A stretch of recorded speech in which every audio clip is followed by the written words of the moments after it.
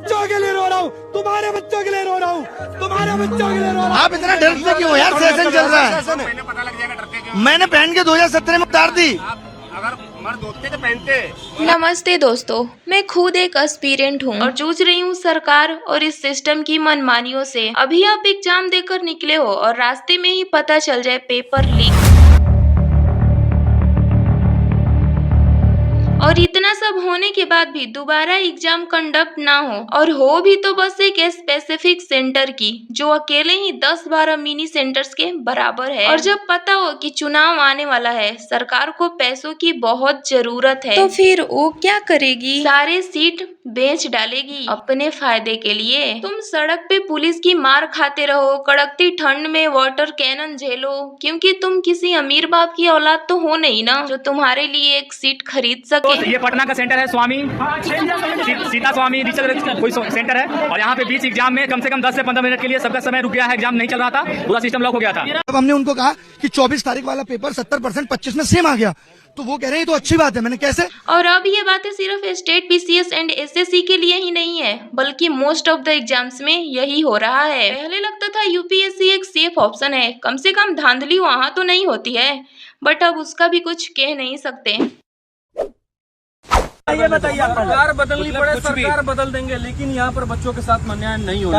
अब सरकार को सपोर्ट करने वाले कहेंगे यहाँ हम सब सरकार को क्यों घसीट रहे हैं। तो जब सरकार छोटे से छोटे मामले का क्रेडिट खुद लेती है, भले ही किया किसी ने भी हो, जान किसी की भी गई हो, पर परचम सरकार अपने फोटो और अपने नाम का ही लहराती है। तो फिर जब इतने बड़े लेवल पे प्रोटेस्ट हो रहे हैं, सारे टीचर्स दिल्ली के सड़कों पे आ गए हैं, उनके साथ अमानवीय व्यवहार किया जा रहा है, बाथरूम और टॉयलेट तक नहीं जाने दिया जा रहा। मेडिकल इमरजेंसी है सर, सर को भी चक्कर मारे, हमें मेरे को मारा, मुझे मारा, और किसी शिक्षक का हाथ तोड़ा जा रहा है, किसी को तमाचा मारा जा रहा है, किसी का पैन तोड़ा जा रहा है। टीचर्स के शरीर पे कलम की ब्लू स्याही होनी चाहिए थी, पर सिस्टम के खून के छींटे हैं, कहीं गर्दन पे तो कहीं पैर पे। हाथ तो मार के तोड़ ही दिया। ये जो टीचर सड़कों पे अपने स्टूडेंट के साथ खड़े होके अहिंसात्मक रूप से बस न्याय की गुहार लगा रहे हैं ना, पर सरकार ने अपने अन्याय के सारे रूप दिखा दिए। इन्हें और हमें सिर्फ एक चीज चाहिए कि आप एग्जाम फेयरली सही से कंडक्ट करवाओ, बस इतना कर दो।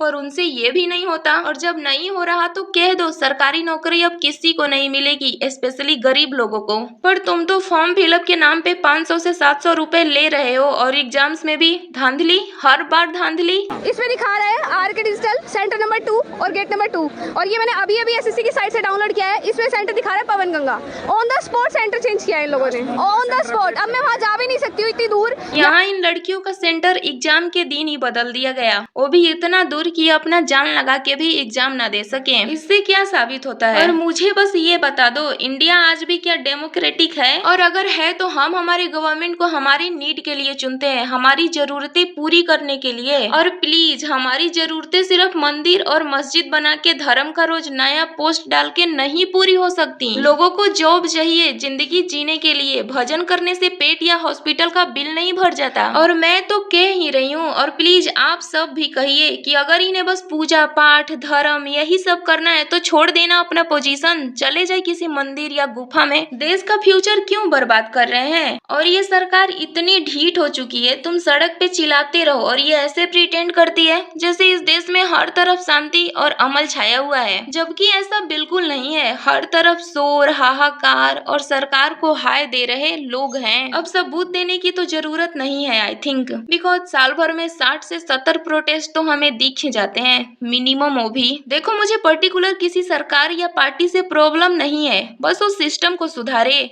उसके पास तो पूरी अथॉरिटी है। अगर आज यही सरकार अच्छे तरीके से वर्क करने लगी तो हम में से किसी को भी कोई प्रॉब्लम नहीं होगा। अब यही देख लो, कम बच्चे होने पे स्कूल्स बंद किए जा रहे हैं, बट कहीं भी मंदिर में भले एक भी भक्त ना जाता हो, पर किसी की मजाल है जो मंदिर बंद कर दे, उसे तोड़ के उस पे कुछ कंस्ट्रक्शन का काम करवा सके। अगर यहाँ तक आप सब रुके हो तो दिल से धन्यवाद गाइज। यही अब टाइम है आवाज उठाने का, नहीं तो फिर हम सदियों के लिए गुलाम हो जाएंगे। Thanks for watching.